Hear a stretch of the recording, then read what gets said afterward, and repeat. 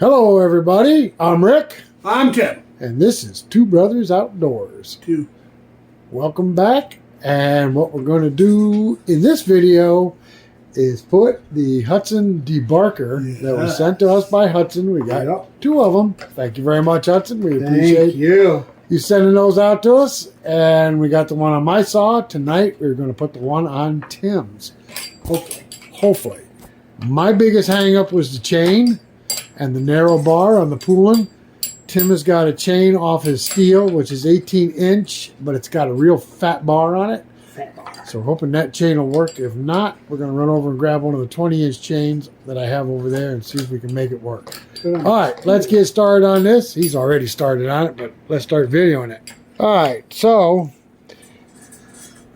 he's getting all the sawdust out of it right now. And like I said in the other video we did on this debarker, it comes with two sprockets. It comes with a 3/8 and it comes with a 1/4 inch. We're going to be needing a 3/8. You might as well leave that right on there. I'm just going to get some of this. Oh, you're going to scrape some of that off? Yeah. Okay.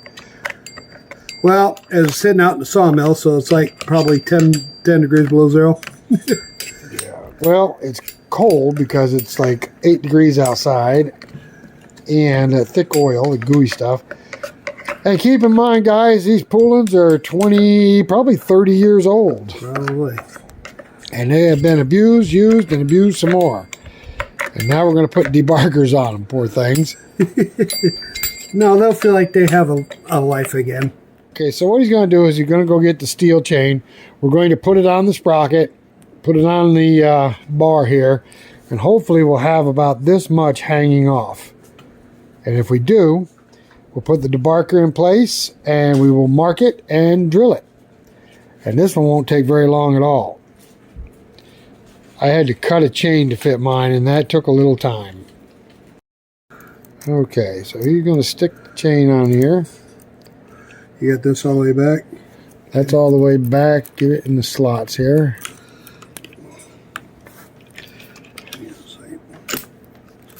Give something to ride on.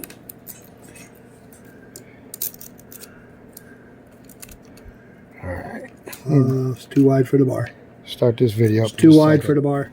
Okay, the steel chain was a great idea with the exception that the steel takes an 0.63 thousandths chain and this one takes a 50 thousandths chain. So this is a 20-inch chain off of a pulling. Which should work. Now, I was under the understanding that they wanted the debarker a 1/4 inch from the end of this. Tim said he read where that's just a starting point. You slide a debarker and the bar, of course, whatever length you need to get it tight. So we're going to set it on here and see what happens, and we're going to pull the adjustments out and see how far away it is. Okay, so evidently I went through a whole bunch of rigmarole for nothing. Shortening a chain and stuff because I had everything I needed right at the house.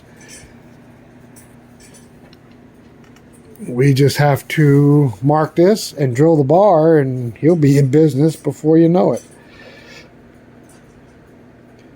With one of my chains that I had at the house, no problem. Okay. That is the Hud-son debarker. Two Brothers Outdoors stickers on it. All right, so we marked the bar here and here. And what we're going to do now is we're going to pull the bar off, take it out to the drill press real quick, and we'll drill this out to 5/16 holes. And we should be good to go in just a few minutes. This is going to be easier than mine because we don't have to shorten the chain. Okay, we're headed out to Tim's heated shop with the bar. Heated? No, it's not heated. Shop is not heated. What do you mean it's not heated? Retract that statement. It's too cold to be not heated. Well, my fire flamethrower is in the sawmill. Alright, so this is the hardest part about putting a debarker on is just drilling these two holes. We're going to make it wider a bit. Okay, Tim's got his gigantic monster drill press here. Gigantic curve. You're going to have to adjust it a little closer to the drill bit, I think.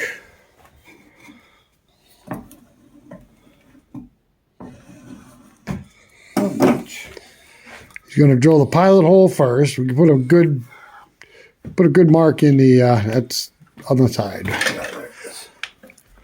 Isn't it something to buy something you don't even know how to use it? Well, I haven't used it very much. All right, that should work. All right, so he's going to drill the pilot hole first, and then we're going to go with a 5/16 bit and drill them out. We got a good score in them, so we know where to drill. Let me stop the video until he finds all his light switches and his other stuff. Right here. Oh, that's My laser. the laser beam. Oh, that helps, especially when you got a drill bit on there. Shut up. There. That's what I want. Why don't you turn the laser on too? Right. Why not?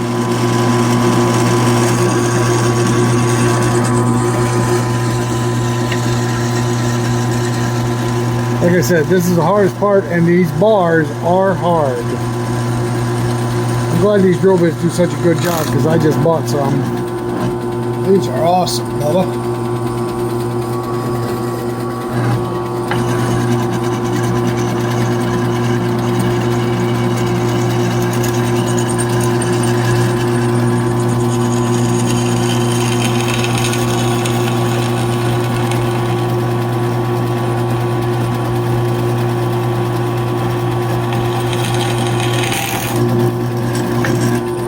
Now he's going to drill them out to 5/16 to make sure this bolt fits it there. Tim's house door just slammed. He said Tilly locked us out.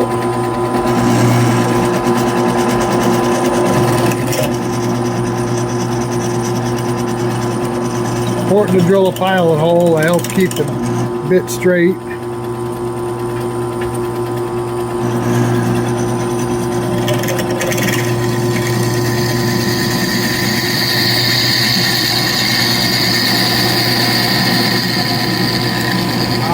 That smoke coming off of that means those chips are hot.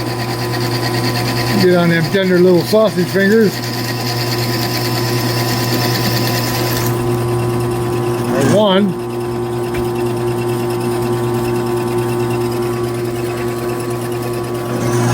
He likes to get in the way, doesn't he? Boy, them drill bits are nice. Look at that. Look at those chips coming off of there.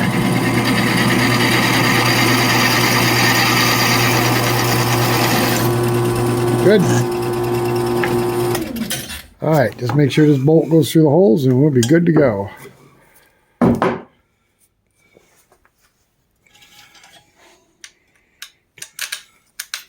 Good. And good. All right, let's go put it together. All right, so he's putting the bolts and the nuts through the debarker, and he's going to bolt it onto his bar.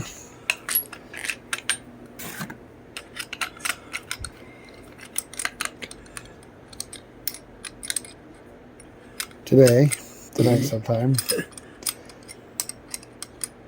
You're making me nervous with that camera. I'm not camera friendly. Yeah, he's never been on camera before. Never.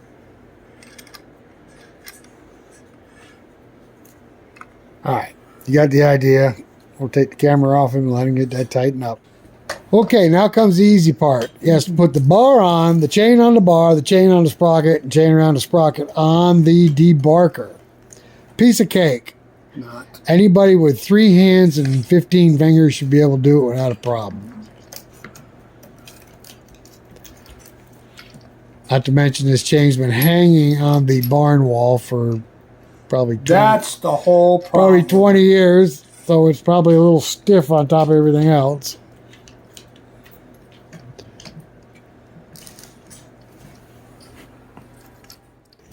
All right, so like I said, this particular chain's been on the barn wall for about 20 years. So it's got a couple links that are seized up. Once the saw starts oiling the chain, that'll take care of that. But right now, we got to get it loosened up enough to turn it. There's sharp blades on there, so be very careful. I put my fingers into bolt holes.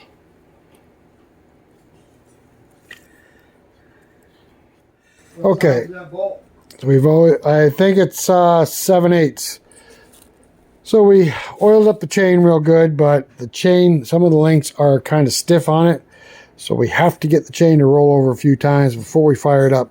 He's going to go get a wrench to fit this nut, and we'll manually spin the chain a few times to make sure it loosens up enough to do what we need to do.